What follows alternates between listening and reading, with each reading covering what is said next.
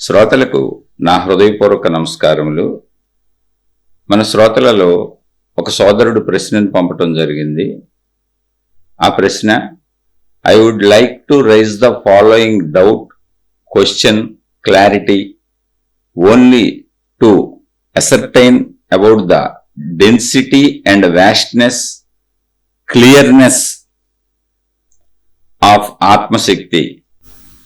What is the state of power or Shakti covered in a paddy seeds and cooked rice and its existence? Please explain about it. అది వీరి ప్రశ్న ఏంటంటే, ఆత్మశక్తి గురించి మాట్లాడుకుంటున్నాం కదా, ఉన్నదంతా అదే అని చెప్పుకుంటున్నాం కదా, అంటే మొత్తం సర్వవ్యాపకముగా సృష్టి అంతా ఉన్నదంతా ఆత్మశక్తే అనేటువంటిది చెప్పుకుంటున్నాం ఆధ్యాత్మిక చదువులో, ఆత్మజ్ఞాన చదువు. మళ్ళీ చెబుతున్నాను, ఆధ్యాత్మిక చదువు అనేది, ఆత్మజ్ఞాన చదువు అనేది మతములకు సంబంధించింది కాదు, దేవుళ్ళకి సంబంధించింది కాదు, ఏ విధానాలకు పద్ధతులకు అంటే ఒక పరిమితికి సంబంధించింది కాదు. అందులోకి అన్ని రావచ్చు, కానీ అది ఏ ఒక్క పరిమితికి ఇమిడిపోయేది కాదు. అంటే ఒక మతానికో, ఒక మార్గానికో, ఒక దేవుడికో, ఒక పద్ధతికో ఇమిడేది కాదు. అన్నింటినీ తనలో ఇముడ్చుకునేది. మొత్తం మానవ జాతికి సంబంధించినది ఆధ్యాత్మికత. ఆధ్యాత్మికత అన్నప్పుడు చెబుతున్నాను, చాలాసార్లు చెప్పాను, మళ్ళీ చెబుతున్నాను, భౌతికము అంటే కనపడేది, మన కనపడే శరీరము, కనపడే ప్రపంచము, భౌతికమంతా కనపడేది. ఆధ్యాత్మికం అంటే మన శరీరంలోనే కనపడకుండా, మనకు అనుభవం లేకుండా, అంటే పంచేంద్రియాలతో అనుభవం లేకుండా, అంటే దృశ్యంగా కనపడకుండా, శబ్దంగా వినపడకుండా, రుచికి తెలియకుండా, స్పర్శకు తెలియకుండా, వాసనకు అందకుండా, ఇలా ఏ విధంగానూ తెలియకుండా మనలోనే ఉన్న మన ఆలోచనలు, మన మనసు, మన అంతర్గత ప్రాణశక్తి. ప్రాణశక్తి లేకపోయినా, మనసు లేకపోయినా, ఆలోచన లేకపోయినా, జ్ఞాపకాలు లేకపోయినా, భావాలు లేకపోయినా అసలు నేను అనే భావమే పుట్టదు మనకి. ఇదంతా కనపడకుండా మన లోపలే ఉంది. అదే కనపడే శరీరాన్ని నడుపుతుంది, ప్రపంచంలో మనని తిప్పుతుంది. అసలు కనపడే అన్నింటినీ గుర్తిస్తుంది కూడా అదే. ప్రపంచం ఉంది అనే దానికి ఆధారం లోపల ఉన్న మన ప్రాణశక్తి, మన ఆలోచనలు, మన భావం, మన మనసు. లోపల కనపడకుండా ఉన్నదంతా, అంటే మనం పంచేంద్రియముల ద్వారా గ్రహించడానికి వీలు లేకుండా ఉన్నదంతా ఆధ్యాత్మికం, అంటే కనపడనిది. పంచేంద్రియముల ద్వారా గ్రహించటానికి వీలుగా ఉన్నదంతా భౌతికం, అంటే కనపడేది. ఈ రెండు వేరువేరు కాదు, రెండు ఒకటే. ఈ రెండు ఒకటే, వేరువేరు కాదు. అయితే మనం భౌతికాన్ని తీసుకుంటున్నాం, ఆధ్యాత్మికాన్ని తీసుకోవట్లేదు జీవించేటప్పుడు, అంతే, ఇంకేం లేదు. లేదనైనా ఆధ్యాత్మికాన్ని కూడా తీసుకోండి అని చెప్పారు, అంతే. మరి దీన్ని ఆధ్యాత్మికమని ఎందుకు అన్నారండి అనే డౌట్ రావచ్చు. అంటే ఆత్మగూర్చిన అధ్యయనము ఆధ్యాత్మికము. ఇప్పుడు ప్రతిదానికి పేరు ఉంటుంది. మీరు ఏ మతమైనా కావచ్చు, మీరు ఏ దేశమైనా కావచ్చు, మీరు మనిషి అయి ఉంటే చాలు. మనిషిగా మీకు చూడండి, మీ దేశానికి పేరు ఉంటుంది, మీరుంటున్న ఊరికి పేరు ఉంటుంది, మీరుంటున్న స్ట్రీట్కి పేరు ఉంటుంది, మీ ఇంటికో డోర్ నెంబర్ ఉంటుంది, అలా అన్నీ ఉంటాయి. కరెంట్ మీటర్కో నెంబర్ ఉంటుంది, ఆధార్ కార్డుకో నెంబర్ ఉంటుంది. అలా అన్నీ ఏంటివి? ఐడెంటిఫికేషన్, గుర్తింపు కోసం మనం చేసుకున్న ఏర్పాట్లు. అలాగే కాలం, గంటలు ఏర్పరచుకున్నాం, రోజులకు పేర్లు పెట్టుకున్నాం, వారాలు పెట్టుకున్నాం, నెలలు పెట్టుకున్నాం, సంవత్సరాలు పెట్టుకున్నాం, అన్నీ మనం పెట్టుకున్నాయి. అలాగే మతాలు పెట్టుకున్నాయి, అలా మనుషులు కూడా పేర్లు పెట్టుకున్నారు, కులాలు పెట్టుకున్నాయి, ఏర్పాటు చేసుకున్నాయి. వ్యావహారిక జీవితంలో అనంతమైనటువంటి, అంటే చాలా ఎక్కువ మందితో, 800 కోట్ల మంది మనుషుల సమూహంతో సాగుతున్న విశ్వంలో, ఇవి కాక జంతువులు, చెట్లు, పుట్టలు, గొట్టలు, విశ్వంలో ఎన్నిటితోనో మమేకమై ఉన్నాం, అంటే కోటాను కోట్లతో. ఇవన్నీ మనిషి గుర్తించుకుంటూ, వాటిని గుర్తుపెట్టుకుంటూ, ఒకరికొకరు కమ్యూనికేట్ చేసుకుంటూ జీవించాలి. కనుక జీవన అవసరాల కోసం పేర్లు పెట్టుకున్నాం.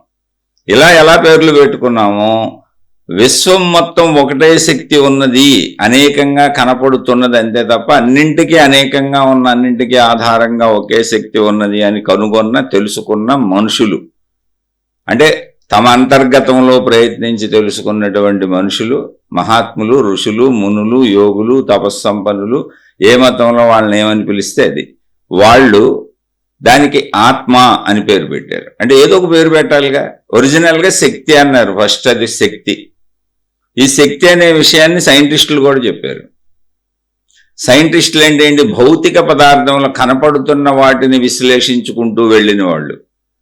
సైన్స్ అంటే ఏమి లేదు, కనపడుతున్న దానికి ఆధారం ఏంటి, ఇందులో ఏముందని ఎత్తుకుంటూ వెళ్ళిపోతున్నారు. ప్రతి వస్తువుని పట్టుకొని దాన్ని అణువుల వరకు సూక్ష్మాతి సూక్ష్మంగా పరిశీలించుకుంటూ వెళ్తే అందులో ఆఖరికి మిగిలింది శక్తి అని తెలిసింది వాళ్ళకి. శక్తే పదార్థం కింద కన్వర్ట్ అయి ఉంది. పదార్థాన్ని వెతుక్కుంటూ వెళ్ళిపోతే శక్తి మిగులుతుంది చివరిలో అని తెలిసింది వాళ్ళు శక్తే చెప్పారు. అదే శక్తిని వాళ్ళు ఎనర్జీ శక్తి అని పిలిచారు సైంటిస్టులు. అదే శక్తిని ఆధ్యాత్మికతలో శక్తి అని అంటూనే ఒప్పుకుంటూనే ఆ స్థితికి, అంటే సర్వవ్యాపకముగా ఉన్న శక్తి ఒక్కటే అనేటువంటి స్థితికి, ఆ శక్తిలోనే ఈ సృష్టి అంతా ఉంది అని చెబుతూ సృష్టిలో ఉన్న అన్నింటికి వేరు వేరు పేర్లు పెట్టి ఏకంగా ఉన్నటువంటి ఆ శక్తి స్థితికి ఆత్మశక్తి అని పేరు పెట్టారు. దాన్నే కొన్ని చోట్ల బ్రహ్మము అని పిలిచారు. అలా ఎవరి మతాల్లో వాళ్ళు దీన్నే ఆత్మనే అనేక పర్యాయ పదాలతో ఆ దేశకాల పరిస్థితుల్లో ఉన్న భాషలతో మాట్లాడుతూ ఉంటారు. ఎన్ని భాషల్లో ప్రపంచంలో ఎక్కడ ఏ భాషల్లో మాట్లాడినా పక్కన బ్రాకెట్లో ఆత్మ అని వేస్తారు. దాన్ని కాన్షియస్నెస్ అన్నారు. మళ్ళీ ఇలా రకరకాల, అది ఇంగ్లీష్లో పదం అంటే ఏం లేదు, ఒక ఎరుక, ఒక స్పృహ, ఒక శక్తి, మొత్తంగా ఆత్మ అని పిలువబడుతుంది. దానికి పేరు పెట్టారు ఆత్మశక్తి. అంటే ఆత్మశక్తి అంటే ఏంటి? ఇప్పుడు నాలో ఉన్న ప్రాణశక్తి, ఆత్మశక్తి అన్నింటిలో ఉన్న శక్తి అదే. అందుకని ఆత్మ గూర్చిన అధ్యయనము గనుక, అంటే మనం మన లోపలికి వెళ్ళి ఆత్మ గూర్చిన చదువుకుంటాం అంతే. ఇక్కడ మహిమలు లేవు, మాయలు లేవు, ఏమీ లేవు. నువ్వు బయట కాళ్ళతో నడుస్తూ, కడ్డితో చూస్తూ, చేతులతో పనిచేసుకుంటూ, ముక్కుతో వాసన చూస్తూ, నోటితో మాట్లాడుతూ, ఆహార పదార్థాలు తింటూ, వృత్తి వ్యాపార ఉద్యోగాలన్నీ నీ తెలివితో, నీ ప్రజ్ఞతో, శరీరం ఉపయోగించుకొని, పంచేంద్రియాలు ఉపయోగించుకొని ఎలా ప్రపంచంలో తిరుగుతున్నావో, ఎలా బ్రతుకుతున్నావో, జీవిస్తున్నావో, నువ్వు నీ కుటుంబం మొత్తం, అందరూ మానవ జాతి మొత్తం, అలాగే నువ్వు నీ లోపలికి వెళ్ళి కళ్ళు మూసుకొని నీ లోపల, అంటే లోపలికి వెళ్ళినప్పుడు ఇంద్రియాలతో పని లేదు. ఇంక ఇంద్రియాల లోపల పని చేయవు, ఇంద్రియాలకు లోపల పని లేదు, ఇంద్రియాలకు అంతా బయట పని, భౌతికంలో పని. కానీ నీ లోపల తెలుస్తుంది నీకు, అది జ్ఞానం. ఆ తెలుసుకునేది జ్ఞానం. ఆ తెలుసుకునే జ్ఞానమే శక్తి. ఆ శక్తికే అన్ని తెలుస్తూ ఉంటాయి. ఆ శక్తే ఆ రూపంలో ఉంది. అది తనను తాను చూసుకోగలదు, తనను తాను గమనించుకోగలదు, తనను తాను పరిశీలించుకోగలదు, తానే సర్వస్వం చేయగలదు. ఎందుకని? తానే అనంతమైన సృష్టి అయిపోయింది, తానే స్థిరంగా ఉంది. ఒకే సమయంలో ఆ శక్తి స్థిరంగా ఉంటూ తనలోనే అనంతంగా విభిన్నంగా కూడా ఉంది. ఆ విభిన్నతను, ఏకత్వాన్ని దర్శించే ప్రయత్నమే ఆత్మ అధ్యయనం, ఆధ్యాత్మిక చదువు, ఆత్మజ్ఞాన చదువు. దాన్ని అర్థం చేసుకునే ప్రయత్నమే. దర్శించడం అంటే నీకేం కలిసిపోయి కనపడదు, అర్థం అవుతుంది. దర్శనం అంటే లోపల, దర్శనం అంటే కంటితో చూసేది కాదు. దర్శనము అనే పదానికి అర్థం ఏంటి అంటే బయట దర్శించాను కాదు, బయట అయితే చూశాను, కళ్ళు చూస్తాయి. దర్శనం అంటే అంతరంగంలో కనపడుతున్న దాన్ని దర్శనం అంటారు. దర్శనము అనే పదం బయటిది కాదు, దర్శనము అంటే లోపలిది. అందుకే పూర్వపు ఋషులు రచించినటువంటి గ్రంథాలను దర్శనములు అంటారు. కొన్ని గ్రంథాలకు దర్శనములు అని పేరుంది. ఎందుకంటే అంతరంగంలో దర్శించి మేము అవి లిఖించాము అని చెప్పారు. ఇప్పుడు చూడండి, మనకు లోపల ఏదన్నా అనిపించింది మనం రాయొచ్చు పేపర్ మీద, ఏముంది అందులో. ఇప్పుడు కవితలు రాస్తారు, అనేక రకాల పోయిటరీ రాస్తారు, ఊహాత్మకమైనటువంటి విషయాలన్నీ లోపల నుంచే బయటకు వస్తాయి. ముందు లోపల ఊహించుకుంటారు, అవన్నీ పేపర్ మీద పెడతారు. అలాగే ఆత్మజ్ఞాన చదువును కూడా, ఆధ్యాత్మిక చదువును కూడా లోపల దర్శించాము కనుక అవి దర్శనములు అన్నారు. దర్శనం అంటే మళ్ళీ చెబుతున్న లోపల, అంతరంగంలో, బయట కాదు. బయట చూడటం, చర్మచక్షువులు చూస్తాయి, జ్ఞానము లోపల దర్శిస్తుంది. అందుకని నా లోపలికి వెళ్ళినాక నా ఆలోచనలు, నా బుద్ధులు, నా గుణాలు, నా స్వభావము, వీటన్నింటికి ఆధారమైన శక్తి, ఆ కదలికలు, ఇవన్నీ తెలుసుకుంటూ ఆత్మశక్తిని తెలుసుకుంటాను. అందుకని ఇది ఆధ్యాత్మికం. అసలు ఆధ్యాత్మికం అనేది చదువుతున్నది. ఇది మతాలకు సంబంధించింది కాదు, మార్గాలకు సంబంధించింది కాదు, దేవుళ్ళకి సంబంధించింది కాదు, విధానాలకి పద్ధతులకి, ఏ దైవీ పద్ధతులకి సంబంధించింది కాదు. అది వ్యక్తి అంతరంగంలో ఒక్క వ్యక్తికి మాత్రమే సంబంధించిన చదువు, ఆధ్యాత్మిక చదువు, ఆత్మజ్ఞాన చదువు. మనిషి అన్న ప్రతివాడికి సంబంధించింది, మతాతీతం, కులాతీతం. అయితే మార్గాలన్నీ ఇందులో ఏమడొచ్చు, కానీ దీన్ని ఏ మార్గం నా సొంతం చెప్పడానికి లేదు. ఇది మనిషి సొంతం, మానవ జాతి సొంతం. ఈ భూమి మీద ఎంతకాలం మానవ జాతి వస్తూ ఉంటుందో అంతకాలం వారికి సంబంధించిన విషయం ఇది. అందుకని ప్రత్యేకంగా చెబుతున్నాను అన్నమాట. దీన్ని ఒక మతానికి, ఒక మార్గానికి కట్టేయబాకండి, ఒక దేవుడికి, ఒక విధానానికి. అవి భక్తి మార్గాలు కట్టేసుకోండి. మీ మతం, మీ భక్తి, మీ దేవుడు, మీ విధానం అవన్నీ తప్పు కూడా లేదు. ఎవరెవరి నడక కోసం ఎవరిని ఎలా నడపాలో అలా మహాత్ములు ఏర్పాటు చేశారు. అవన్నీ స్కూల్స్. ఇప్పుడు చూడండి, భౌతికమైనటువంటి విద్యల కోసం అనేక స్కూల్స్ ఉంటాయి. ఆ స్కూల్స్లో అనేక రకాల కోర్సులు ఉంటాయి. ఎవరికి ఇష్టమైంది వాళ్ళు చదువుకుంటే వెళ్ళొచ్చు, ఎవరికి ఇష్టమైన స్కూల్లో వాళ్ళు జాయిన్ అవ్వచ్చు, ఎవరికి ఇష్టమైన కోర్సు వాళ్ళు చదువుకోవచ్చు. అవన్నీ మతాలు, దేవుళ్ళు, విధానాలు, అనేక స్కూల్స్, అనేక రకాల విధానాలు, అన్నీ ఆఖరి గమ్యం ఇక్కడికి చేరతాయి. ఇది అసలు ఆధ్యాత్మికత అంటే చెప్పదలిచింది. అది ముందు తెలుసుకోండి. ఆధ్యాత్మికతకి, భక్తికి, మతానికి, దేవుడికి ఉన్న తేడా ఏంటో తెలుసుకోండి. ఆధ్యాత్మికతలో దేవుడు ఉండడు, నువ్వు ఉంటావు. నీ లోపల విషయాలు ఉంటాయి, నీ లోపల విషయాలు నువ్వు గమనిస్తూ ఉంటావు. నీ అంతర్గత శక్తిని నీకు తెలియజేసే ప్రయత్నం. నీ దేవుడిని విడిగా చేసుకో, నీ మతాన్ని విడిగా చేసుకో, ప్రాబ్లం ఏమీ లేదు అసలు. అది దానికి దీనికి సంబంధం లేదని చెబుతున్నా. ఇది ఏ మతం అయినా, ఏ దేవుడైనా, ఎవరైనా నువ్వు మనిషి అయితే చాలు అని చెబుతున్నా. ఆ రెండింటిని విడదీయట్లే నేను. నువ్వు మనిషి అయితే ఇది నీకు వర్తిస్తుంది. నువ్వు ఏ గురువుని అనుసరించి, ఏ దేవుడిని అనుసరించి, ఏ మతాన్ని అనుసరించి ఎందులైనా సాగు. అది ఆధ్యాత్మిక చదువు, ఆత్మజ్ఞాన చదువు. ఇక్కడ మహిమలు లేవు, మాయలు లేవు, ఎటువంటి విభేదాలు లేవు. నువ్వు మనిషి అయి ఉంటే చాలు.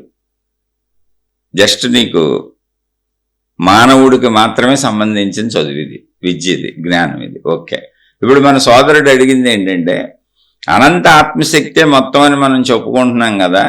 అలాంటప్పుడు ఈ మన పంట పొలాల్లో వేసేటువంటి ప్యాడీ సీడ్స్ అంటే విత్తనాలు, ఈ వరి విత్తనాలు మొత్తం అనుకోండి, విత్తనాలు, ఆహార ధాన్యాలకు సంబంధించిన అన్ని విత్తనాలు, లేదా కుక్కుడ్ రైస్, ఈ ప్యాడీ సీడ్స్ కానీ, వండిన ఆహార పదార్థాలు, వండిన అన్నం కానీ మనం తినేయో ఎక్కడ ఏంటంటే అయ్యి, వీటి ఎగ్జిస్టెన్స్ ఏంటి? What is the state of the power or shakti covered in a paddy seeds and cooked rice in its existence? అది అసలు ఇదేంటి, ఇందులో ఏం పవర్ ఉంది, ఏం శక్తి ఉంది? అన్నిటిలో ఉన్న శక్తి ఒకటేనండి, విశ్వవ్యాప్తంగా ఉంది. ఇందులో పెద్ద విశేషం ఏమి లేదు. దీన్ని ఏంటంటే మహాత్ములు మనకి చాలా విడమర్చి చక్కగా చెప్పారు. శక్తికి, మనిషికి గుణములు ఉన్నట్టుగా శక్తికి 5 లక్షణములు ఉన్నాయి. అంటే శక్తి కదా అది, అనంతం అదే కదా, ఉన్నదంతా సర్వవ్యాపక శక్తి. ఇప్పుడు మనం మనిషి ఉన్నాడు, ఒక మనిషి ఉన్నాడు, మనిషికి గుణాలు ఉన్నాయి. ఏంటి గుణములు? కోపం వస్తుంది, ఈర్ష్య వస్తుంది, అసూయ వస్తుంది, ద్వేషం వస్తుంది, కోరికలు పుడతాయి. వాటి కోసం వాటిని తీర్చుకోవటానికి ఇలా చెడు గుణాలు ఉపయోగిస్తాడు. అలాగే దయ పుడుతుంది, జాలి పుడుతుంది, కరుణ పుడుతుంది, ప్రేమ పుడుతుంది. అలా రకరకాల భావాలు మారుతూ ఉంటాయి.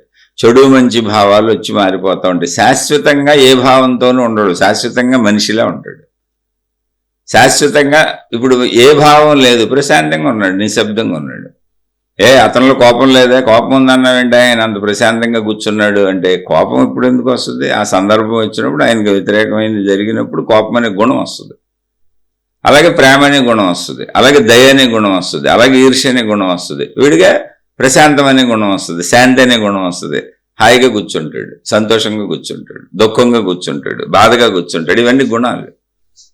ఒక వ్యక్తి యొక్క గుణములు ఇన్ని స్థితుల్లోకి వెళ్తూ ఉంటాడు, వెళ్ళగలడు. అంటే ఒక వ్యక్తిలో ఉన్నటువంటి శక్తి ఇన్ని రకాలుగా మార్పు చెందగలదు.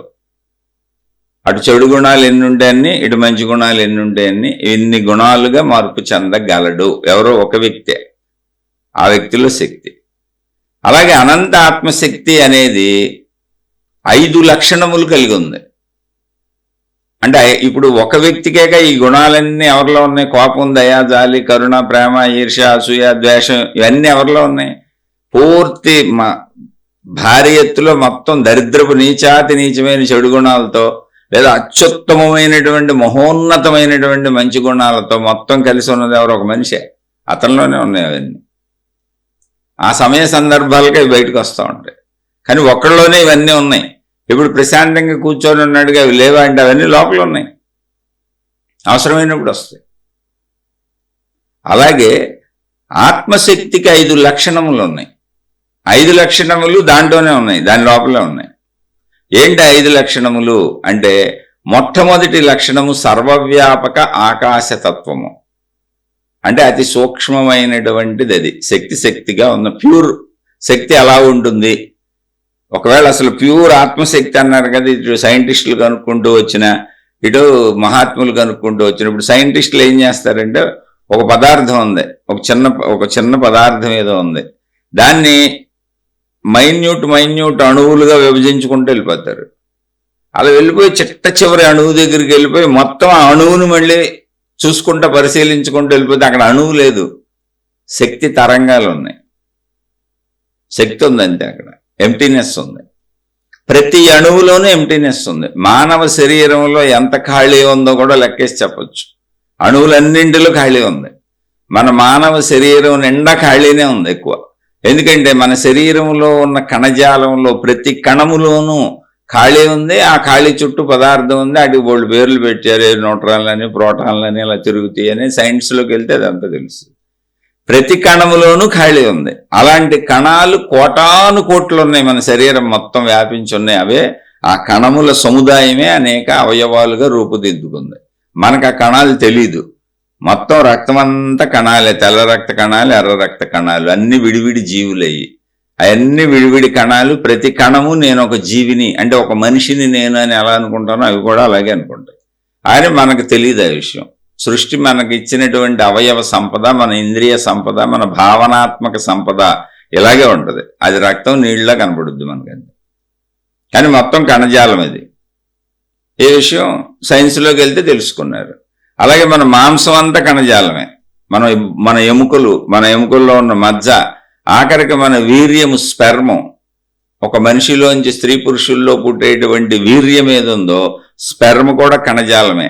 ఆ కణజాలం నుంచే మళ్ళీ మనుషులు ఉత్పత్తి అవుతున్నారు, బిడ్డలు పుడుతున్నారు. కానీ మనగా అక్కడెక్కడ ఏమీ కనపడదు. అది కూడా నీరులాగానే కనపడుతుంది, ఒక ద్రవ పదార్థం లాగా కనపడుతుంది అంతే. అందులో కణాలు మనకు కనపడవు అసలు. ఎందుకని అంటే అంత సూక్ష్మతను చూసే శక్తి మన కంటికి లేదు. అది అందుకే మొట్టమొదట శక్తి అనేది సర్వవ్యాపక ఆకాశ స్థితిలో ఉంది. కానీ అది ఎంత సూక్ష్మంగా ఉంది అంటే ఇంకా అంతకంటే సూక్ష్మమైంది లేదు. ఆఖరిగా చివరి సూక్ష్మత అనేది ఏదన్నా ఉంది అంటే అది సర్వవ్యాపక శక్తి. అంతకంటే సూక్ష్మమైంది ఉండడానికి లేదు, అంతకు పైన ఘనమైంది ఉండడానికి అవకాశం ఉందంటే అది దాని లక్షణం. అదే ఆకాశ స్థితి. అది ఒరిజినల్ ఆత్మస్వరూపం ఎలా ఉంటుంది అని డైరెక్ట్గా మీకు ఫేస్ టు ఫేస్ ఒక ఫోటో తీసి చూపించాలి అంటే సర్వవ్యాపక ఆకాశంలో మీ చుట్టూ ఉన్న ఖాళీలా ఉంటుంది అంతే. కానీ ఖాళీ అని ఎందుకన్నామంటే సూక్ష్మతనే. అందులో శక్తి ఉంది, తరంగాలు ఉన్నాయి, కదులుతుంది, అన్నీ జరుగుతున్నాయి, ఆకాశంలో కదలికలు ఉన్నాయి. కానీ అంత సూక్ష్మమైన కదలికలను గుర్తించే శక్తి మనకు లేదు. అది జస్ట్ అంతే. అదంతా సర్వవ్యాపక శక్తి. అది మొట్టమొదటి స్థితి. రెండవ స్థితి, ఆ మొదటి స్థితికి ఆకాశము అని పేరు పెట్టారు. రెండవ స్థితి వాయువు, అంటే దానిలో చలనం ఉంది, అది కదులుతుంది.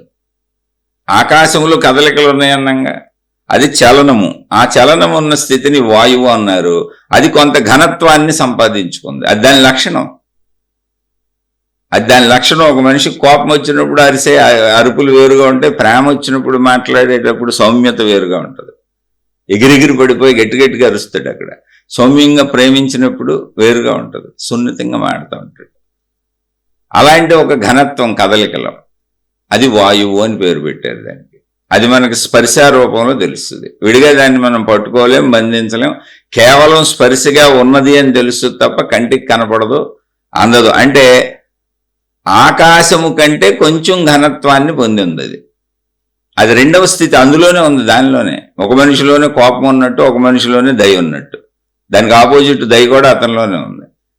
అదే మనిషిలో ప్రేమ ఉంది, అదే మనిషిలో ఈర్ష్య ఉంది. రెండు ఆపోజిట్లు అతనిలోనే ఉన్నాయి, ఆమెలోనే ఉన్నాయి. అలా అక్కడి నుంచి మళ్ళీ దానికి ఇంకో లక్షణం ఉంది, ఇది రెండవ లక్షణం. ఇప్పుడు ఈ రెండవ లక్షణం ఎక్కడ ఉంది? మొదటి లక్షణంలోనే ఉంది. విడివిడిగా లేవు. మనకి ఇన్ని గుణాలు ఎక్కడున్నాయి? ఒక మనిషిలోనే ఉన్నాయి. అలా మూడవది ఏంటి అంటే ఆకాశము వాయువు తర్వాత తేజస్సు, అంటే వెలుగును సంతరించుకుంది, ఉష్ణోగ్రతను సంతరించుకుంది, అంటే దృశ్య రూపాన్ని అవకాశంగా వచ్చింది, కనపడేలా తయారైంది. అంటే వాయువు కంటే ఘనత్వాన్ని పొందింది. దాని వేడి తెలుస్తుంది, దాని స్పర్శ తెలుస్తుంది, దృశ్యంగా దాన్ని చూడొచ్చు, కానీ పట్టుకోవడం ముట్టుకోవడం కుదరదు. వాయువు కనపడే స్థితి లేదు. వాయువు కంటే కొంచెం ఘనత్వాన్ని పొంది కనపడేలా వచ్చింది. దాని కిరణాలు, దాని వెలుగు, దాన్ని దర్శించటం ఏముంది, కానీ పట్టుకోవటం ముట్టుకోవటం, దాన్ని దాయటం బంధించడం కుదరదు, అంత ఘనత్వం లేదు అందులో. అది మూడవ లక్షణం. దానికి నాలుగో లక్షణం వచ్చింది మళ్ళీ ద్రవస్థితి, అంటే కొంచెం ఘనత్వాన్ని పొందుతుంది. ఇప్పుడు దాన్ని పట్టుకోవచ్చు, ముట్టుకోవచ్చు, అది ముట్టుకోవడానికి పట్టుకోవడానికి వీలుగా తయారైంది, కానీ ద్రవం, అది కదిలిపోతూ ఉంటుంది, చలించిపోతూ ఉంటుంది, స్థిరత్వం ఉండదు. కానీ నేను పట్టుకోవచ్చు, ముట్టుకోవచ్చు, పట్టుకుంటున్నాక తాగుతున్నాం, వాటర్ బాటిల్లో పెట్టుకుంటున్నాం, బిందుల్లో పెట్టుకుంటున్నాం, దాచుకుంటున్నాం, స్టోర్ చేసుకుంటున్నాం. అలా అక్కడి నుంచి దానికి ఇంకో లక్షణం ఉంది, పూర్ణ ఘనత్వం, అది భూమి. 5 లక్షణాలు ఒకే దాంట్లో కలిసి ఉన్నాయి. ఒక మనిషిలో కోపము, ప్రేమ, ఆపోజిట్ గుణాలు ఎలా ఉన్నాయో, అనేక చెడ్డ గుణాలు, మంచి గుణాలు ఒకే మనిషిలో ఎలా కలిసి ఉన్నాయో, ఒకే మనిషి ఒకరితో చెడుగా ఉంటూ ఒకరితో మంచిగా ఎలా ఉండగలుగుతున్నాడు. కొంచెం చెడు వచ్చింది అనుకోండి, అందరితో చెడ్డగా ఉండడు, కొందరితో మంచిగానే ఉంటాడు, తన వాళ్ళతో మంచిగా ఉంటాడు, తనకు నచ్చిన వాళ్ళతో మంచిగా ఉంటాడు, తనకు నచ్చిన వాళ్ళతో చెడ్డగా ఉంటాడు. తనకు నచ్చని చోట కోపం వస్తుంది, తనకు నచ్చిన చోట ప్రేమ వస్తుంది. అలా వివిధ రకాల పాత్రలు ఒకే మనిషి వివిధ ప్రదేశంలో, వివిధ చోట్ల, వివిధ సందర్భాల్లో ఎలా ప్రదర్శిస్తాడో ఒక్కడే. ఇవన్నీ ఒక్కళ్ళలోంచే, ఒక్కావిడిలోంచి ఎలా బయటకు వస్తున్నాయో అలా ఒకే శక్తి యొక్క విభిన్నతలో పంచభూతములు అన్నారు. పంచభూతములు ఏమి లేవు అక్కడ, ఆ శక్తి లక్షణములే. భూతము అంటే ఒక ఎంటిటీ ఉన్నది అక్కడ అని, ఒక వస్తువు, ఒక పదార్థం, ఒక ఎంటిటీ, ఒక ఎగ్జిస్టెన్స్ ఉంది అక్కడ. అంటే అంతకు మించి ఇంకేం లేదు, పేర్లే. భూతం అంటే భూతాలు, దెయ్యాలు కాదు. ఇదంతా పిచ్చాదవులు వచ్చి బుర్రను పాడు చేసి జనాలను పాడు చేసుకుంటూ వెళ్ళిపోయారు. ఏది ఆధ్యాత్మిక చదువు, ఆత్మజ్ఞాన చదువు తెలియని వెర్రి వేధవులందరూ ఇందులోకి వచ్చారు. ఇక రకరకాలు తయారు చేశారు దీన్ని. మానవ జాతిని ఒక దుష్టత్వం వైపు ఎటో తీసుకెళ్ళిపోయారు వాళ్ళ బుద్ధిని. ఏమీ లేదు అసలు, ఉన్నది ఒకటి ప్యూర్ శక్తి ఉంది అంతే. అక్కడ ప్యూర్ పవిత్రమైనటువంటి అద్భుతమైన మంచి శక్తి ఉంది. అసలు చెడు లేదు ఇక్కడ యూనివర్స్లో, చెడు అనేది లేదు ఇక్కడ, ఉన్నదంతా మంచి. సరే, ఈ 5 లక్షణములు దానికి. ఇప్పుడు మన సోదరుడు అడిగింది ఏంటంటే, అసలు ఈ ప్యాడీ సీడ్స్ అనే దాంట్లో ఉన్న శక్తి ఏంటి, కుక్కుడు రైస్లో ఉన్నది ఏంటి అంటే ఇక్కడ తెలుసుకోవాలి. ఈ 5 లక్షణములు అంటే భూమి అనేది ఒక లక్షణం. భూమి అనేది వస్తువు కాదు, పదార్థం కాదు, అది దాని లక్షణం. ఘనస్థితిని పొందగలిగిన లక్షణం. తన లక్షణాన్ని ఎప్పుడైనా విత్డ్రా చేసేసుకోగలదు. అది విత్డ్రా చేసేసుకుంటుంది కనుకనే శరీరం శిథిలమై నశించిపోతుంది. జీవులకి శరీరం భూమికి సంబంధించింది, ద్రవం నీటికి సంబంధించింది. అది విత్డ్రా చేసుకోగలదు కనుకనే శరీరంలో ఉన్నటువంటి ద్రవం నశించిపోతుంది. మనిషికి మరణం అనేది ఉంది. కానీ మళ్ళీ మనసు, తేజోశక్తి, వాయువు, ఆకాశతత్వము కలిసి ఉన్నాయి. అక్కడ మనసు ఉంది, అది నశించట్లా. శరీరం నశించినా మనసు నశించదు. మనసుకు అసలు నశింపే లేదు, ఎందుకంటే అది శక్తి స్వరూపం. మనసుని ఎలా నశింపజేయాలి అంటే జ్ఞానంతో అర్థం చేసుకుని వదిలేస్తాం అంతే. నశించటం ఏముండదు అక్కడ. నశింపుకి అసలు అక్కడ పదార్థమే లేదు. పదార్థ స్థితి ఎక్కడుంది అంటే భూస్థితిలో, అంటే శారీరక స్థితిలో, ద్రవస్థితిలో, అంటే రక్తము ఇవన్నీ అటువంటి ద్రవస్థితిలో ఉంది అంతే తప్ప ఈ 2 వదిలేస్తే శరీరం వదిలేసాం. అందుకని ఈ రెండింటికి శిథిలత్వం ఉందా. శిథిలత్వం అంటే ఏంటి, అందులో ఉన్న ఎనర్జీని తాను ఎప్పుడైనా విత్డ్రా చేసేసుకోగలదు. తన ఘనత్వాన్ని, తన ద్రవత్వాన్ని విత్డ్రా చేసుకుంటుంది. తన ఒరిజినల్ స్టేట్కి వెళ్ళిపోతూ ఉంటుంది. అది మళ్ళీ ట్రై చేసి అది దాని లక్షణాలకి దానిలో మింగిల్ అవుతూ ఉంటాయి. అలా అసలు అన్ని పంచభూతములు మింగిలవుతూ మొత్తం సృష్టి ఏర్పడింది. ఇది మహాత్ములు చెప్పింది. లాజికల్గా అది కరెక్ట్గానే ఉంది. ఎందుకంటే మహాత్ములు పైనుంచి కిందకు వచ్చి కనుక్కొని చెప్పలేదు. ఇక్కడ ఉన్న సృష్టిని చూసి గమనించి వాళ్ళ అంతరంగంలోకి వెళ్ళి పొందిన అనుభవాలతో చేసిన తపస్సులతో ఇక్కడ ఉన్నదాన్ని ఆధారంగా తీసుకొని చెప్పారు. మీకు ఎప్పుడైనా గుర్తుపెట్టుకోండి, చెప్పబడిందంతా ఇక్కడ ఉన్నదాని ఆధారంగానే, అంతే తప్ప ఆకాశం నుంచి ఊడిపడింది ఏమీ లేదు. జ్ఞానాన్ని సక్రమంగా ఉపయోగిస్తే మీకు కూడా అర్థమవుతుంది. ఇప్పుడు పంచభూతాలు అనగానే భూతాలు దెయ్యాలని ఎవడో చెప్పాడు, అలా ఉపయోగిస్తే మనకు రాత్రికి భూతాలు దెయ్యాలు కనపడతాయి. దరిద్రులంతా ఇందులోకి వచ్చేసారు, వాళ్ళకి ఇష్టం వచ్చినవన్నీ చెప్పడం మొదలుపెట్టారు. పాపం మానవ సమూహాన్ని, వాళ్ళ తెలివిని, ప్రజ్ఞని, బుర్రని నాశనం చేస్తూ ఎటో తీసుకుపోతున్నారు. అందుకని విజ్ఞానాన్ని కరెక్ట్గా ఉపయోగించుకోవాలి. ఒకే శక్తి అని మహాత్ములు ఎందుకు చెప్పారు తెలుసా? తప్పుదో వెళ్లకుండా. ఆత్మశక్తి అని ఒకే శక్తి ఉన్నది అనే విషయాన్ని ఎందుకు చెప్పారంటే నిజంగా ఉన్నది అదే. సైన్స్ కూడా దాన్నే చెబుతుంది. సైంటిస్టులు ఏమన్నా ఇంకోటి అని చెప్పారండి, వాళ్ళు ఎనర్జీని చెప్పారు, ఎనర్జీ అని అన్నారు. మొత్తం సృష్టికి కారణభూతం ఎటు చూసుకొచ్చినా ఫైనల్లో ఎనర్జీ మిగులుతుందని చెప్పారు. అన్ని చోట్ల పరిశోధనలు చేసుకుంటూ వెళ్ళారు. ఉన్న అన్ని పదార్థాలని పరిశీలించుకుంటూ వెళ్ళారు, జడ పదార్థాలని, చైతన్య పదార్థాలని, అన్నిటినీ. ఆఖరికి శక్తి మిగులుతుంది, ఏమీ లేదు, ఇదంతా అసలు శక్తి తరంగాలని చెప్పారు. ఇంకా గట్టిగా వెళ్తే అసలు మనం ఇదంతా సృష్టి ఉందని భావించుకుంటున్నాము, ఇదంతా తరంగాల రూపంలో ఉంది, ఏమీ లేదని చెప్పారు. అలా అనిపిస్తుంది మనకి ఘనత్వంగా అని. అది బాగా సైన్స్ చదువుకున్న వాళ్ళకి అర్థమవుద్ది, డెప్త్కి వెళ్ళిపోయిన వాళ్ళకి. అదే మహర్షులు చెప్పారు, మహాత్ములు చెప్పారు. మనకు అది ఘనీభవించినట్టు అనిపిస్తుంది. ఎందుకని మానవ శరీర నిర్మాణానికి మనకు అలా అనిపిస్తుంది, అనిపించేలా ఉంది. అది సృష్టి చేసిన ఏర్పాటు, అది మన చేతులు ఏం లేదు, ఈ కలయికల వలన జరిగింది అంతే. అది ఇందులో ఏమైంది, ఇప్పుడు భూమి అనేది మనిషిలా కదలలేదు, జంతువులా కదలలేదు. అందుకని దాన్ని జడము అన్నాం మనం. అంటే చైతన్యమే. ఎలాంటి చైతన్యం? జడ చైతన్యం, కదలలేని చైతన్యం. ఇప్పుడు నీరుంది, నీరు కూడా జడ చైతన్యమే. అది కాకపోతే అది ప్రవహిస్తుంది అన్నప్పుడు వాలుకు ప్రవహిస్తుంది తప్ప ఎత్తుకు వెళ్దాం. అది ప్రయత్నించి వెళ్ళలేదు, అప్రయత్నంగా ద్రవ స్థితి కనుక వాలుకి పల్లం ఉన్న వైపుకి వెళ్ళిపోతూ ఉంటుంది అంతే. అంతే తప్ప దానిలో సొంత స్వతంత్ర కదలిక కాదు అది. కాబట్టి నీరు కూడా జడమే, జడ చైతన్యం అది. అంటే కదలని చైతన్యము. మనుషులు, జంతువులు ఇవన్నీ కూడా కదిలే చైతన్యాలు. మనం అందుకే చైతన్యము అన్నప్పుడు మనం కదులుతాం. మనం మొత్తం మనిషి కదులుతూ వెళ్ళిపోతాడు, తన ఇష్ట ప్రకారం వెళ్ళగలడు. జడములో అన్నప్పుడు ఏంటి? చైతన్య శక్తి ఉంది కానీ కదలిక ఉండదు అందులో. అవన్నీ చైతన్యం చేత ఉన్నాయి. ఎందుకని దానిలో 5 లక్షణాలు ఉన్నాయిగా, శక్తి యొక్క 5 లక్షణములు కదా. ఇవన్నీ అన్నింటిలో కలిసి సృష్టి ఏర్పడింది.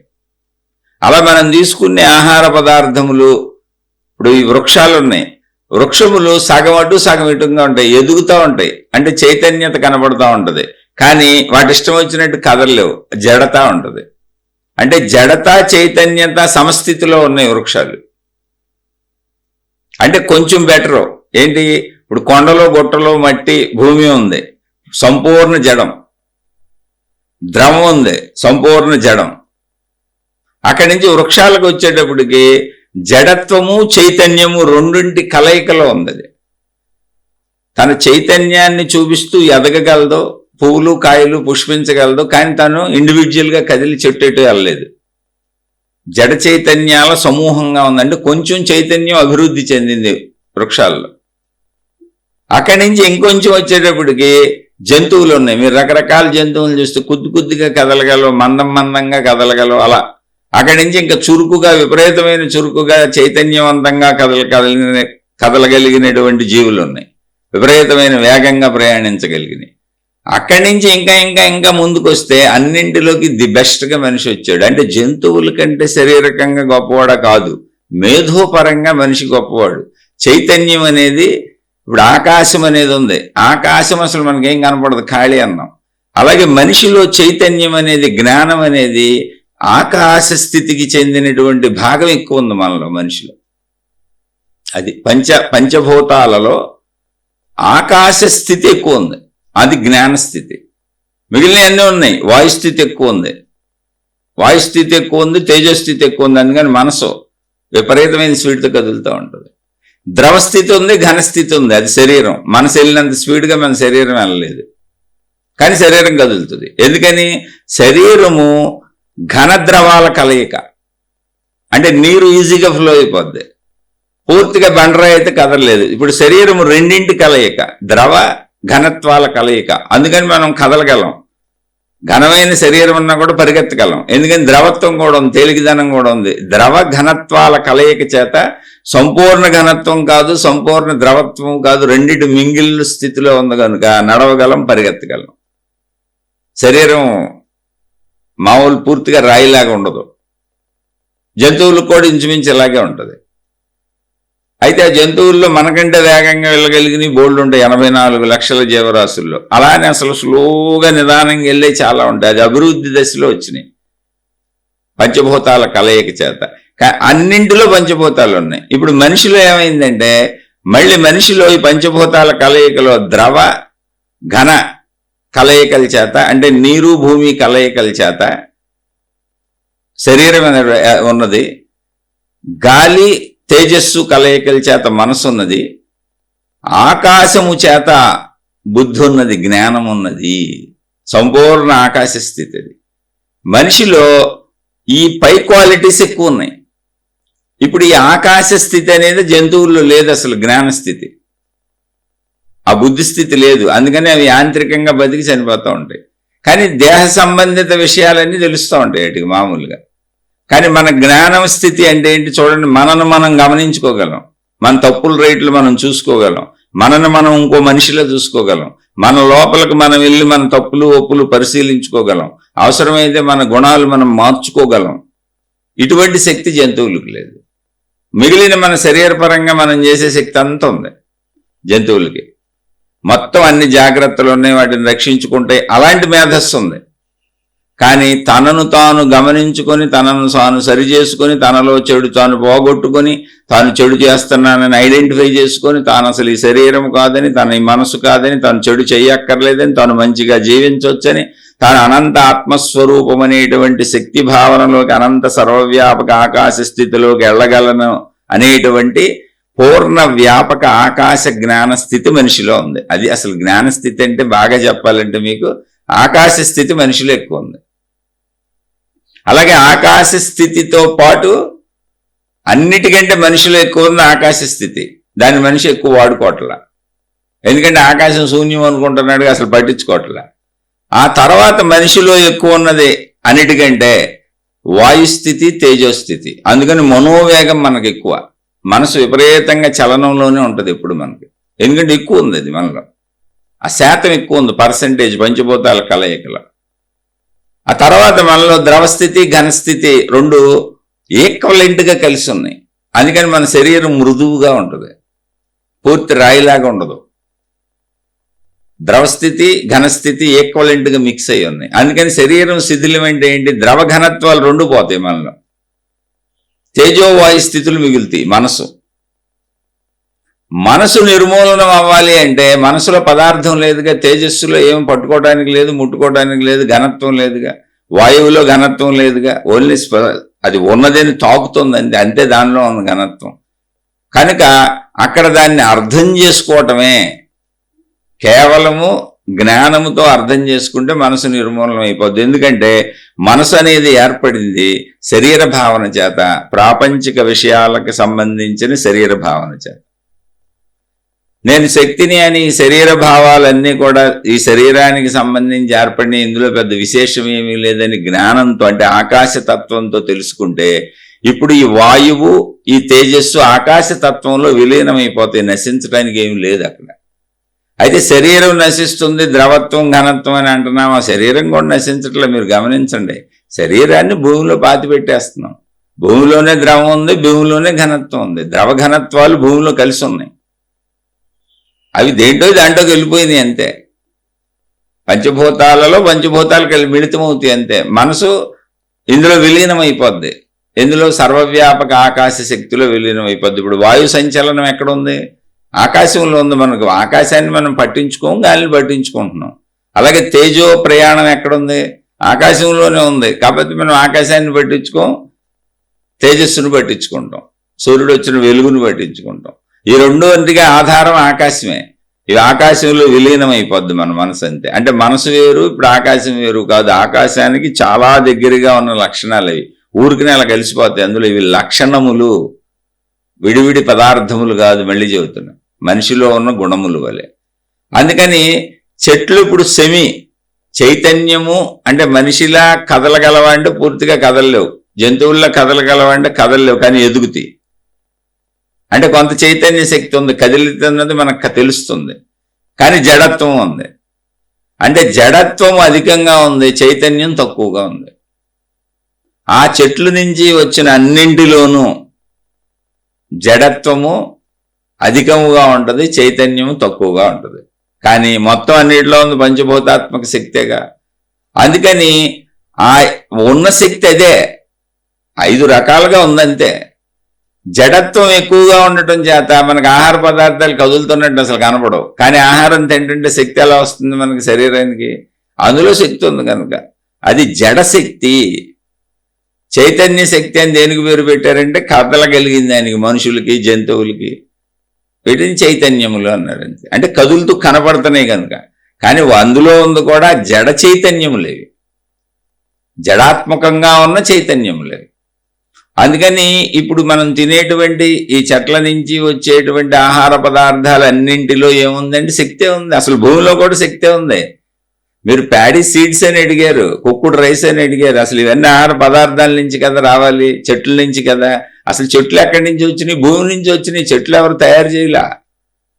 మనం తర్వాత విత్తనాలు వేసుకొని మనకు కావాల్సినవి పండించుకుంటున్నాం తప్ప మొట్టమొదటిగా అసలు చెట్లు ఎక్కడున్నాయి? చెట్లు భూమి నుంచి ఉద్భవిస్తూ ఉంటాయి. మీరు చూసుకోండి, గడ్డి ఆటోమేటిక్గా వచ్చి పెరుగుతూ ఉంటుంది. గడ్డి ఎవరో వేయరు, నాటరు. ఎందుకనంటే భూమిలో ఉన్నటువంటి చైతన్య లక్షణం అది. భూమిలో చైతన్యం ఉంది, భూమి కదులుతుంది. అయితే మనకు తెలియదు అది జడాత్మకంగా ఉందని మనం అనుకుంటున్నాం. భూమి కదలటమే మొక్కలు పెరగటం. భూమిలో కదలిక ఉంది, లోపల చైతన్యం ఉంది. ఆ చైతన్య శక్తి మొక్కల్ని సృష్టిస్తుంది. మొక్కలు ఎవరు భూమికి భిన్నమైనవి కాదు. మీరు అందుకే చూడండి, మొక్కల్లో అనేక గుణాలు ఉంటాయి. ఐరన్ ఉందంటారు, అనేక రకాలు చెబుతారు చూడండి, అవన్నీ బయట ఉన్నాయే. ఇప్పుడు కొన్ని రకాలైనటువంటి ఆకుకూరల్లో బంగారం శాతం ఎక్కువ ఉందని చెబుతారు. మన శరీరంలోకి కావలసిన ఖనిజములు, లవణములు మనం తింటున్నప్పుడు రకరకాలన్నీ మినరల్స్, విటమిన్స్ ఇవన్నీ అక్కడి భూమిలోయే. ఐరన్ భూమి నుంచి డైరెక్ట్గా ఐరన్ తయారు చేయట్లా. అది మనం తిన్న ఆహారంలో కొంత ఐరన్ వస్తుంది, అది లేకపోతే శరీరం బతకదు. ఒక మనిషి శరీరంలో ఉన్నటువంటి మొత్తం ఐరన్ని కన్నా విడిగా బయటకు తీస్తే దాంతో 1-2 మేకులు చేయొచ్చు పెద్దవి అని చెప్పారు. అలాగే ఒక మనిషిలో కరెంట్ ఉంటుంది, బల్బు వెలిగించవచ్చు, వెలిగించిన వాళ్ళు కూడా ఉన్నారు పర్సంటేజ్ని పెట్టి. బయట సృష్టిలో ఏమున్నాయో అవన్నీ మనిషి శరీరంలో ఉన్నాయండి. మొత్తం అంతా ఉన్నది ఒకటే శక్తి అండి. ఇప్పుడు ఏముంది మొక్కల్లో అంటే జడ చైతన్యముల కలయిక ఉంది. దాని నుంచి వచ్చిన అన్నింటిలోనే అదే ఉంది. అందుకని ఆహార పదార్థాలు తిన్నప్పుడు ఆ శక్తి మనలోకి వెళ్తుంది. కాబట్టి ఇప్పుడు ప్యాడీ సీడ్స్లో ఏముంది, కుక్కుడు రైస్లో ఏముంది, అసలు దేంట్లో ఎగ్జిస్టెన్స్ ఏముందంటే అన్నింటిలో ఉంది ఆత్మశక్తే. మనలో చలన చైతన్య శక్తిగా ఉంది, జంతువుల్లో చలన చైతన్య శక్తిగా ఉంది, వాటిల్లో తక్కువ స్థాయిలో ఉంది. అంటే ఇంకా బాగా మీకు అర్థమయ్యేటట్టు చెప్పాలంటే జడ పదార్థములలో ఆకాశతత్వము, వాయుతత్వము, తేజోతత్వము చాలా తక్కువగా ఉంది. భూతత్వము, నీటి తత్వము ఎక్కువగా ఉంది. అంత సింపుల్. ఇప్పుడు మొక్కల్లోనూ ఈ ప్యాడీ సీడ్స్లోనూ ఏముందంటే జడతత్వం అంటే భూతత్వము, నీటి తత్వము, ద్రవతత్వము ఎక్కువ ఉంది. తేజోతత్వము, వాయుతత్వము, ఆకాశతత్వం బాగా తక్కువ ఉంది. ఈ పర్సంటేజీలు మారిపోయేది అంత, ఇక్కడ అంతకు మించి ఏమీ లేదు. కానీ భూతత్వంలో ఏ శక్తి ఉందో ఆకాశతత్వంలో అదే శక్తి ఉంది. కానీ ఆకాశతత్వంలో సూక్ష్మాతి సూక్ష్మంగా ప్యూర్గా ఉంది. మొట్టమొదటి స్థితి అది. అసలు ఆత్మశక్తి ఎలా ఉంటుంది, శక్తి ఎలా ఉంటుంది అంటే ఆకాశం వల్లే ఉంటుంది. అది ప్యూర్. అది దాని లక్షణాలు మారుతున్నాయి. ఇప్పుడు మనిషి ప్రశాంతంగా కూర్చున్నాడండి, ఆయన ప్యూర్ మనిషి. ఇప్పుడు ఆయన ఏమీ అవ్వలేదు, ఆయన కోపిష్టి కాదు, మంచోడు కాదు, చెడ్డోడు కాదు, ఉన్న కూర్చున్నాడు, శాంతంగా ఉన్నాడు. అతను ప్యూర్ మనిషి. అంతే. ఎవరు అతను? మనిషి. ఇప్పుడు అరుస్తున్నాడు అనుకో, వీడు కోపిష్ఠుడిలాగా ఉన్నాడు రా అంటాం. లేదు బాగా మంచి పనులు చేసి ప్రేమ చూపిస్తున్నాడు అనుకో, బా ఈయన మహాత్ముడిలా ఉన్నాడు రా బాబు, అందరికీ త్యాగపురుషుల్లా ఉన్నాడు అంట. అతను చేసేటువంటి క్రియని బట్టి, ఆ గుణాన్ని బట్టి ఆపాదిస్తూ ఉంటాం. అలాగే ఇక్కడ పంచభూతాత్మకమైన విషయాలలో జరిగినటువంటి మార్పులు కొన్నిటిని జడ చైతన్యములుగాను, కొన్నిటిని సంపూర్ణ చైతన్యములుగాను పెట్టినాయి. అది మనిషిలో ఆకాశతత్వం హైయెస్ట్లో ఉంది. మీరు అడిగినటువంటి అన్ని పదార్థాలలో అసలు భూమిలోనే ప్యాడీ సీడ్స్ దాకా అక్కర్లా, వండినటువంటి రైస్లోనూ అక్కర్లా, అసలు భూమిలోనే ఎగ్జిస్టెన్స్ ఉంది. ఎగ్జిస్టెన్స్ ఉండబట్టే మొక్కలు వస్తున్నాయి. మొక్కల్ని ఎవరు సృష్టించలేదు, భూమిలోంచి మొక్కలు వస్తానే ఉంటాయి. వచ్చిన మొక్కల్లో మనకి ఏం కావాలో ఆ మొక్కలకు విత్తనాలు వచ్చేటువంటి విధానం సృష్టి పెట్టింది కనుక ఆ విత్తనాలను వేసుకొని మనం మళ్ళీ మొక్కలు పండించుకుంటున్నాం. మాకు ఈ కావాలని, మాకు ఈ ఎక్కువ కావాలని. అంతే తప్ప విడిగే మొక్కలన్నీ వస్తానే ఉన్నాయి, గడ్డితో సహా దాని అందరిది మొలిచేస్తానే ఉంది. మీరు ఎంత పీకినా అది మొలుస్తానే ఉంటుంది. అది భూ లక్షణము. అంటే ఇప్పుడు మొక్కలుగా వస్తుంది ఏంటి, అసలు భూమే. మొక్కల్లో మళ్ళీ ఏముందంటే పంచభూతాత్మకమే. మళ్ళీ భూమి ఉంది అందులో, మళ్ళీ సూర్యరశ్మి ఉంది అందులో, మళ్ళీ నీరు ఉంది అందులో, మళ్ళీ వాయువు ఉంది అందులో. అన్నింటిలోనూ పంచభూతాత్మకమే. అన్నింటిలో ఖాళీ ఉంటుంది, స్పేస్ ఉంటుంది. అన్ని అణువుల సముదాయం, కణాల సముదాయం.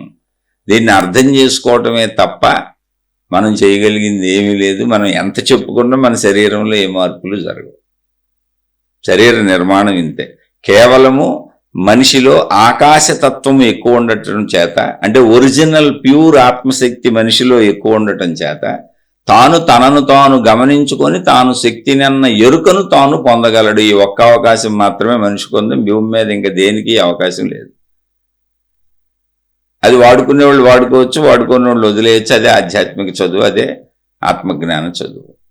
మిగిలిన అన్ని ఎగ్జిస్టెన్సే. ఎగ్జిస్టెన్స్ ఎలా ఉందని అడగక్కర్లు, అసలు అన్నింటిలో ఉంది ఎగ్జిస్టెన్సే. కానీ అది అలా ఎగ్జిస్ట్ అయిందంటే, మనం మనిషిలా ఎగ్జిస్ట్ అయ్యాం, ఇంకోటి జంతువులా ఎగ్జిస్ట్ అయింది, ఇంకోటి భూమిలో ఎగ్జిస్ట్ అయింది, ఇంకోటి నీరులో ఎగ్జిస్ట్ అయింది, ఇంకోటి సూర్యుడు తేజస్సులో ఎగ్జిస్ట్ అయింది, ఇంకోటి గాలిలో ఎగ్జిస్ట్ అయింది కనపడతలేదు, ఇంకోటి ఆకాశంలో ఎగ్జిస్ట్ అయ్యే ఉంది. అంతా ఎగ్జిస్టెన్స్ అది. కానీ ఎగ్జిస్టెన్స్ యొక్క ఒరిజినల్ ఎగ్జిస్టెన్స్ ఏంటంటే ఆకాశము. మిగిలినన్ని దాని లక్షణములు. ఆ లక్షణాల్లోకి వెళ్ళి వస్తూ ఉంటుంది అది. ఆ లక్షణాలన్నింటిలో మింగిలే వస్తూ ఉంటుంది. అందుకే మన జీవితం మొత్తం 100 సంవత్సరాలు తీసుకుంటే ఎన్నిసార్లు అరిసాము, ఎన్నిసార్లు కరిసాము. మన ఇంట్లో వాళ్ళని అడిగితే చెబుతారు, నాయనో ఈ మొగుడితో చచ్చిపోతున్నా, నాయనతో ఈ భార్యతో చచ్చిపోతున్నా, ఈ పిల్లలతో చచ్చిపోతున్నా. రోజు మన జీవితంలో మనకు వచ్చేటువంటి అసహనాలు, చికాకులు, కోపాలు, సంతోషాలు, ప్రేమలు ఇవన్నీ ఏంటి, అనేక వాటితో కలవటం. అనేకం కలుస్తున్నాం, మారిపోతున్నాం మనం. అలా నిరంతరం ఎగ్జిస్టెన్స్ మూమెంట్తో, చైతన్యంతో తనలో తాను అనేకంగా కలుస్తుంది. మనం కూడా అంతే. మనలో మనం అనేకంగా కలుస్తున్నాం, మన చుట్టూ ఉన్న అన్నిటితో అనేకంగా కలుస్తున్నాం. అనేకంగా కలిసి మనకు అనుభవాలైన, బాధలైన, సుఖాలైన, దుఃఖాలైన అనేక కలయికలే మన జీవితం. ఇందులో ఒక కలయిక ఆధ్యాత్మిక చదువు, ఆత్మజ్ఞాన చదువు తెలుసుకుంటే నువ్వు అనంతమైనటువంటి ప్యూర్ కాన్షియస్నెస్తో, ప్యూర్ ఎగ్జిస్టెన్స్తో కలుస్తావు. ప్యూర్ అని ఎందుకు అనాల్సి వస్తుంది అంటే, విడిగా ఉన్న విభిన్న భావన ప్యూర్ కాదు, ఏకత్వ భావన ప్యూరిటీ. మరి విభిన్న భావన ఏంటంటే అబద్ధమా? కాదు. ఆ ఏకత్వంలోనే అనేకత్వం ఉంది. ఏకత్వంలోనే అనేకత్వం ఉన్నప్పుడు, ఇప్పుడు ఒక పేపర్ మీద అక్షరాలు రాసుకుంటూ వెళ్ళామండి, అక్షరాలు లెక్కేస్తే 200-300 వచ్చినాయి. అక్షరాలన్నీ లెక్కేస్తే 200-300 ఉన్నాయి. అది విభిన్నత. అబ్బో అక్షరాలు 200-300 ఉన్నాయండి బాబు, విభిన్నంగా ఉన్నాయి, రకరకాలుగా ఉన్నాయి. అది విభిన్నత, సృష్టి. అక్షరాలన్నీ ఎక్కడ ఉన్నాయి? పేపర్ మీద ఉన్నాయి. పేపర్గా చూస్తే మొత్తం ఒకటే, పేపర్ లేకపోతే అక్షరాలు ఉండవు. అలా సృష్టి శక్తి విభిన్నంగా కనపడుతుంది. సృష్టి శక్తి ఒకటే. దాన్ని అర్థమయ్యే వరకు చదువుకుంటానే ఉండాలి, అవగాహన అయ్యే వరకు ప్రయత్నిస్తానే ఉండాలి. ఆ స్థితిలోకి వెళ్ళడానికి సాధన చేయాలి, వెంటనే కాదు. సాధన చేయాలంటే ఏం చేయాలి? ఏమీ లేదు. శరీరాన్ని కాసేపు ఆపేయండి, మనసును కాసేపు ఆపేయండి, ప్రశాంతంగా కూర్చోండి. దాన్ని ధ్యానము అని పేరు పెట్టారు మహాత్ములు. ధ్యానం అంటే పార్ట్ టైం చేసేది, తపస్సు అంటే ఫుల్ టైం చేసేది. ఏ ఏ మతాల్లో దీనికి ఏ పేర్లు పెట్టారో తెలియదు. ఇది తెలుగులో ఇక్కడ ఈ దేశంలో ఈ పేర్లు పెట్టారు మాట్లాడుతున్నాం. ఇదే ధ్యానాన్ని చైనాలో చాన్ అనో ఏదో అంటారు. అంటే ధ్యాన్ అనేది చాన్ అయింది అక్కడికి వెళ్ళి. అలాగే జపాన్కి వెళ్ళేటప్పటికి జన్ అయింది. అలా అనేక దేశాల్లో దీని పేరు మార్పులు వచ్చినాయి. ఎందుకని అక్కడ భాషలు వేరు, అక్కడ భౌగోళిక పరిస్థితులు వేరు, వాళ్ళ ఉచ్చారణలు వేరు, వాళ్ళ లిపిలు వేరు. కానీ విషయం ఒకటే. అందుకే ఎక్కడున్నా ఆధ్యాత్మిక చదువు ప్రపంచవ్యాప్తంగా మనిషికి అందరికీ వర్తిస్తుంది. నువ్వు మనిషి అయితే చాలు. కానీ ఇప్పుడు నా బోటోడు చెప్పేటప్పుడు నేను తెలుగులోనే చెప్పగలను, మిగిలిన భాషల్లో చెప్పలేను కదా. కాబట్టి తెలుగు వాళ్ళకి అర్థమవుతుంది. ఆ తెలుగు వాళ్ళల్లో కూడా మళ్ళీ నేను చెప్పింది అందరికీ ఎందుకు నచ్చుద్ది? ఎవరో 10 మందికో 20 మందికో నచ్చుద్ది. ఆ 10-20 మంది రోజు వింటున్నారు, నన్ను ఏదో ప్రశ్నిస్తున్నారు, అడుగుతున్నారు. అందులో వినేవాళ్ళల్లో కూడా మరి నాకు తెలుసు అని అడుగుతున్నారో, వాళ్ళకి అర్థమయ్యి అడుగుతున్నారో, లేదా వీడికి ఏమి తెలుసు అని అడుగుతున్నారో, సరదాగా అడుగుతున్నారో, నిజంగా చదువుకుంటూ అడుగుతున్నారు, నాకైతే తెలియదు. కానీ అడుగుతున్నారు కనుక, నాకు ఈ చదువు ఇష్టం కనుక, ఎవరికి ఇష్టం వచ్చింది వాళ్ళు చేస్తారు కదా. నాకు ఈ ఆధ్యాత్మిక చదువు ఇష్టం, ఆత్మజ్ఞానం చదువు ఇష్టం. సరైన ప్రశ్నలు వేసే వాళ్ళకి చెప్పాలన్న ఆసక్తి నాకు తప్పకుండా ఉంటుంది. అది ఎందుకంటే అది నాకు ఇష్టం కాబట్టి, అంతే, ఏం లేదు అందులో. ఇప్పుడు హోటల్కి వెళ్తే మనకు నచ్చినవి తింటాం, బట్టల కొట్టుకు వెళ్తే మనకు నచ్చినవి కొనుక్కుంటాం, సినిమాకి వెళ్ళాలంటే మనకు నచ్చింది చూస్తాం, ఎక్కడైనా మనకు నచ్చిందే చేస్తాం కదా. అలా నా జీవితంలో ఇది నాకు నచ్చింది. అందుకని ఎవరిని అడిగితే చెబుతూ ఉంటాను. అన్ని చోట్ల ఉన్నది ఒకటే ఎగ్జిస్టెన్స్, ఉన్నది అదే, మొత్తం ఉన్నదంతా అదే. మనకి కనపడుతున్నటువంటి స్థితులు దాని లక్షణములు మాత్రమే. అర్థం చేసుకోండి. అర్థం కాకపోతే మళ్ళీ ప్రశ్నించండి, మళ్ళీ మాట్లాడుకుందాం. ఏముంది, ఇలా బ్రతికున్న నాళ్ళు మాట్లాడుకుందాం. ఓపిక ఉండి దేవుడు చెప్పే ఓపిక ఇస్తే, ఏ పెద్ద పెద్ద కుటుంబ సమస్యలు ఏమి రాకుండా ఉంటే రోజు తప్పకుండా చెప్పే ప్రయత్నం చేస్తాను. కొంచెం ఆరోగ్యం బాగుండి, కుటుంబము బాగుండి, పెద్ద పెద్ద సమస్యలు లేకుండా ఉండి చెబుతాను. నాకు పెద్ద పెద్ద సమస్యలు బయట నుంచి అయితే లేవు. ఇప్పటికే నేను మౌనం పెట్టుకొని జీవితకాల మౌనం 4వ సంవత్సరం నడుస్తుంది. కాబట్టి బయట ఎవరితో మనుషులతో సంబంధం లేదు. నా భార్య, నా 2 పిల్లలతో తప్ప ఏ సంబంధం ఎవరితోనూ లేదు. అలానే జీవితకాలం మౌనం పెట్టుకున్నాను కాబట్టి నా భార్య కూడా ఆవిడ సాధన ఏదో ఆమె చేసుకుంటుంది, నా సాధన ఏదో నేను చేసుకుంటే ఇంత వండి పెడతారు, తింటాను. అలాగే 55 ఏళ్ల వయసుకు వచ్చాను కాబట్టి ఉన్నోళ్ళతో కూడా పెద్ద సంబంధాలు ఏమి, పెద్ద విశేషమైన సంబంధ బాంధవ్యాలు ఏమి లేవు. కానీ ధర్మాలు చేయాలిగా. అలాగే మా భార్య తల్లిగారు, ఆవిడ చాలా వృద్ధురాలు, అనారోగ్యాలతో ఉన్నారు, మా ఇంట్లోనే ఉంటున్నారు. ఆవిడని చూడాలి. ఆవిడకి ఏదో మందులను హాస్పిటల్లోనో అప్పుడప్పుడు అలాంటివి చేయాలి. నాకు అనారోగ్యాలు ఉన్నాయి, నా భార్యకి అనారోగ్యాలు ఉన్నాయి, మా పిల్లలు చదువుకుంటున్నారు. ఒక కూతురు ఒక కొడుకు ఉన్నారు. వాళ్ళు సెటిల్ అయ్యే వరకు కొంచెం ఆలోచనలు ఉంటాయి. మిగిలిన ప్రాపంచికమైన ఏ ఆలోచనలు నాకు లేవు. అందుకే మీకు రోజు నేను చెప్పగలుగుతున్నాను. ఇవన్నీ అలా సహకరిస్తే చెబుతూ ఉంటాను. ఇటులో ఎక్కడన్నా మళ్ళీ ఏదన్నా ఇబ్బంది వచ్చిన రోజు ఒకరోజు చెప్పలేకపోవచ్చు, లేదా నా స్థితి అనారోగ్యాలు బాధలు వచ్చి చెప్పలేకపోతే తప్పకుండా రోజు చెప్పే ప్రయత్నం చేస్తాను. మీకు చెప్పటం కాదది, నేను చదువుకోవటం. అందుకని చెప్పే ప్రయత్నం చేస్తానంటే ఏంటి, నేను చదువుకునే ప్రయత్నం చేస్తాను. ఆధ్యాత్మిక చదువుని, ఆత్మజ్ఞాన చదువుని వదలదలుచుకోలేదు. ఎందుకంటే అదేదో దాన్ని పొందుదాం అనేటువంటి ప్రయత్నం, తాపత్రయం ఉంది లోపల. అందుకని చదువుకుంటూనే ఉంటాను. చదువుకుంటూ ఉంటానంటే అర్థం ఏంటి, మీతో పంచుకుంటూనే ఉంటాను. ఎవరైనా సరిగ్గా అడిగితే, నిజంగా మీరు సాధన చేసుకుంటూ అడిగితే తప్పకుండా చెబుతాను. సాధన అంటే ఏం లేదు, సాధన చేయకుండా మాత్రం మీకు అర్థం కాదు. సాధన అంటే కాసేపు శరీరాన్ని వదిలేయండి, కాసేపు మనసును వదిలేయండి, పూర్తి ఆకాశ స్థితిలో కూర్చోండి. ఎందుకంటే పూర్తి ఆకాశ స్థితే సంపూర్ణ జ్ఞాన స్థితి. శరీరము శిథిలమైపోద్ది, దాన్ని వాడుకుందాం, వాడద్దని కాదు, వదిలేయమంటే ఏం కాదు. జస్ట్ ఒక పావుగంట నేను చెప్పేది, రోజులో ఒక పావుగంట, ఒక 10 నిమిషాలు, ఒక 5 నిమిషాలు, ఒక అరగంట, మీకు ఎంత కుదిరితే అంత. మిగిలింది మీ వృత్తి, వ్యాపార, ఉద్యోగాలు, కుటుంబాలు, ధన సంపాదన ఏం పాడు చేసుకోబాకండి. అసలు అవి లేకపోతే మనం ఇది తెలుసుకోలేము. శరీరము, కుటుంబము అన్నీ బాగోపోతే మనం అసలు ఆధ్యాత్మిక చదువు చదవలేం. నేను కూడా ఇప్పుడు చెప్పలేనని చెబుతున్నాను. నా పరిస్థితులు బాగుంటేనే చెప్పగలుగుతానని నేనే చెబుతున్నాను. అందుకని చక్కగా చేసుకోండి. కాసేపు అలా విశ్రాంతిగా కూర్చోండి, శరీరాన్ని మెదలకుండా కూర్చోబెట్టండి, పంచేంద్రియాలను ఆపేయండి, శరీరంతో పనులేం చేయకండి. మనోకదలికలు మీరు ఆపగలిగితే ఆపండి, ఆపలేకపోతే పట్టించుకోకుండా వదిలేయండి. ఫ్రీగా చక్కగా ఆకాశ స్థితిలో, ఎందుకంటే సంపూర్ణ ఆకాశ స్థితే అనంత ఆత్మస్థితి, పూర్ణ ప్యూర్ ఆత్మస్థితి. అది కాసేపు ఆ ప్యూర్ ఆత్మస్థితిలో ఏ ధ్యాస లేకుండా కూర్చునే ప్రయత్నం చేయండి. ఏ ధ్యాస ఉన్నా అది మానసిక స్థితిలోకి వెళ్తారు. ఏ ధ్యాస లేని స్థితే ధ్యానము. ఏ ధ్యాస ఉన్నా అది మనసు చేస్తుంది, ధ్యాసలన్నీ, ఊహలన్నీ.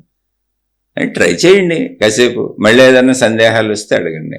ఆ ట్రై చేయటం భౌతిక జీవితం పాడు చేసుకోబాకండి, శారీరక ఆరోగ్యాలు పాడు చేసుకోబాకండి, కుటుంబ జీవితాలు పాడు చేసుకోబాకండి. అసలు ధనం చాలా ముఖ్యం. ధనం మూలం ఇదం జగత్తు. డబ్బు జాగ్రత్తగా పెట్టుకోండి, ముందు ఆ సంపాదన చూసుకోండి. అవన్నీ అయిపోయినాక సంతోషంగా ఉండి ఒక పావు గంట 10 నిమిషాలు ప్రశాంతంగా సాధన చేసుకోండి. శుభమస్తు. మరొక కొత్త శీర్షికతో కలుసుకుందాం. మీకేమైనా సందేహాలు ఉంటే అది కూడా మీరు సాధన చేస్తుంటే మాత్రమే వచ్చే సందేహాలు అడగండి, లేకపోతే అడగబాకండి. వృధా ఇవన్నీను. మీరు అడిగినా నేను చెప్పినా మీకేం ఉపయోగపడవు. సాధన చేసే వాళ్ళకి మాత్రమే ఉపయోగపడతాయి. నేనైతే ఎవరు సాధన చేస్తున్నారో ఎవరు చేయట్లేదో నాకు తెలియదు కాబట్టి వీలున్నంత వరకు అడిగిన ప్రశ్న నేను చెప్పగలను, ఈ సమాధానం నాకు తెలుస్తుంది, అర్థమవుతుంది అని నాకు అనిపిస్తే తప్పకుండా చెబుతాను. ఇక నేను చెప్పలేనివి ఎలాగో చెప్పలేను. నేను చెప్పిన వాటిల్లో కూడా అన్ని నమ్మమని నేను చెప్పట్లేదు. నమ్మకండి. మంచి ఉంటే తీసుకోండి, చెడు ఉంటే వదిలేసేయండి. కేవలం మంచినే స్వీకరించండి ఎక్కడి నుంచైనా. శుభమస్తు. మీకు మీ కుటుంబ సభ్యులకు మేలు చేకూరుగాక.